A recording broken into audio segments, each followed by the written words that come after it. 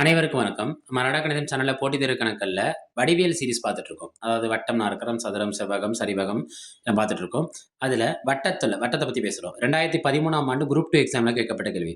ஒரு வட்டத்தின் ஆரம் 25% அதிகரித்தால் அதன் பரப்பளவு எத்தனை சதவீதம் அதிகரிக்கும்?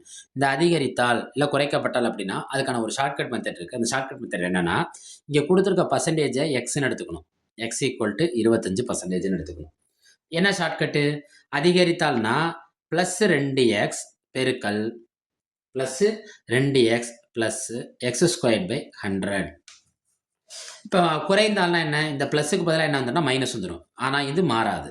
புரியுதா? எப்படின்னு கணக்குக்குள்ளே பார்ப்போமா? இங்கே கணக்கில் என்ன கொடுத்துருக்காங்க? அதிகரிக்கும். அதிகரித்தால் அதிகரிக்கும்னு கேட்டிருக்காங்க. அதிகரிக்கும்னா ப்ளஸ் 2x ப்ளஸ் 2 இன்ட்டு எத்தனை பர்சன்டேஜ் அதிகரிக்குது? 25% பிராக்கெட் ப்ளஸ் 25 எத்தனை தடவை பெருக்கணும்? 2 தடவை பெருக்கணும். Divided by 100.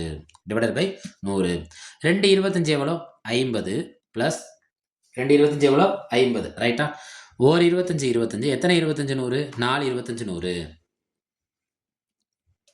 இதை 4 அடிப்போமா? ஓர் நாங்க 4, 5 20, 6 24, பாக்கி 1, 10, 2 8, பாக்கி 2, 20, 5 20. அப்போ என்ன கிடைச்சிருக்கு?